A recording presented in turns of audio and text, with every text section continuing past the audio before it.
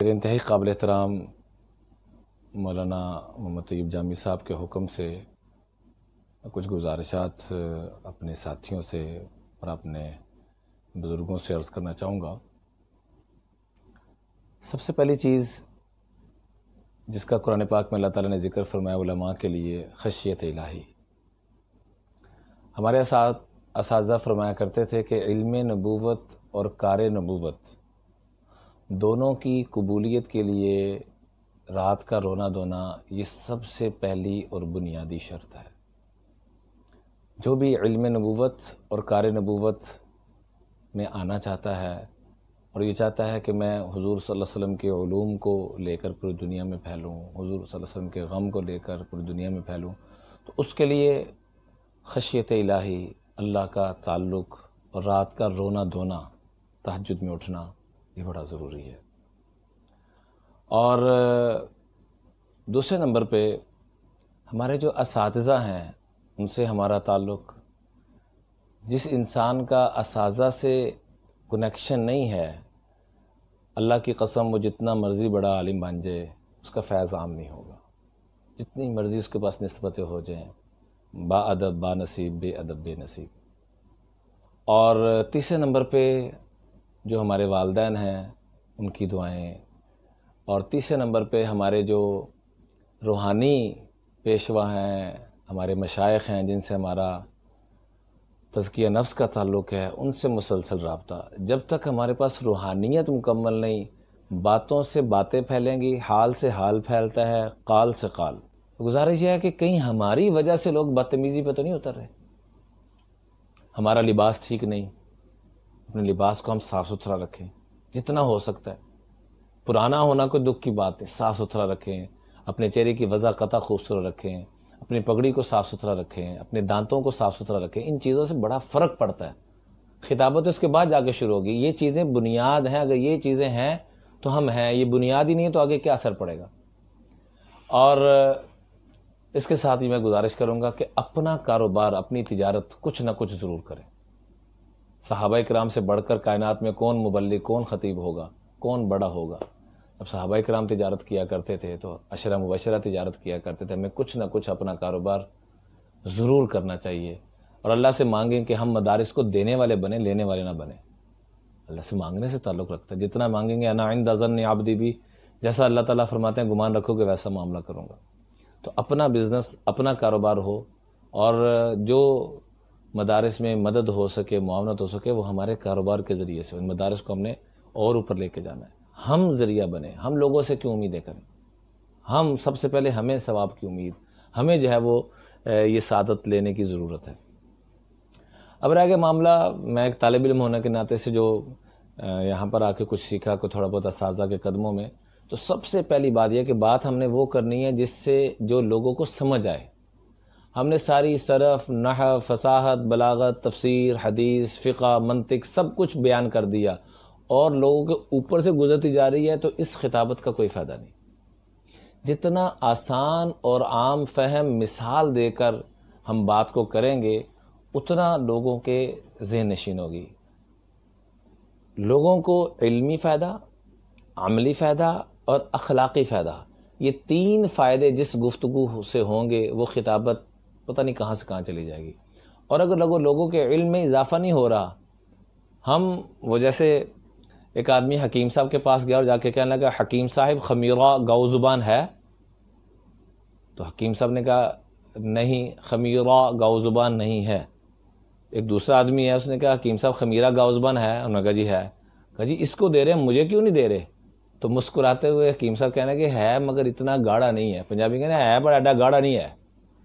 تو ہم اتنی گاڑی فصاحت بلاغت والی خطابت نہ کریں کہ لوگوں کو سمجھ ہی نہ آئے کہ ہو کیا رہا ہے، بلکہ اپنے آپ کو ہم نیچے لاتے ہو کہ عام بندے کو، ایک مزدوری کرنے والا، اس کو بھی سمجھ آئے، اور وزیر اعظم کو بھی سمجھ آئے، صدر پاکستان کو بھی سمجھ آئے، اور جو بھی اوپر سے اوپر درجے والا آدمی ہو اس کو بھی سمجھ آئے، اور عام سے عام آدمی کو بھی سمجھ آئے۔ بالکل سادہ انداز میں اس کو پیش کرنا۔ البتہ اللہ توفیق عطا فرمائے تو قرآن پاک کی آیت پڑھ کے اس کا ترجمہ، اس کے اپنے اثرات ہیں۔ جو بات کریں سب سے پہلے ہم قرآن پاک سے دیکھیں، سب سے پہلے قرآن پاک سے دیکھیں۔ اور اس کے بعد ہم احادیث مبارکہ، سیرت مبارکہ میں اس کے کیا واقعات، حیات صحابہ سے دیکھیں، اولیاء کے واقعات سے دیکھیں، اس سے 4 چاند چیزوں کو لگ جاتے ہیں۔ عربی پڑھنا، اس کا ساتھ ترجمہ کرنا، اور عربی کو ضرور یاد کریں۔ روزانہ کی بنیاد پر ایک حدیث کا ایک چھوٹا سا ٹکڑا، قرآن پاک کی وہ آیات، وہ موضوعات جو ہمارے روٹین میں استعمال ہوتے ہیں اس کو۔ اور دوسرا، چونکہ میڈیا کا دور ہے تو آپ سے گزارش کروں گا کہ سب احباب اپنا اپنا اکاؤنٹ ضرور بنائیں، اور لوگوں تک یہ پیغام پہنچانے کی بڑی اشد ضرورت ہے۔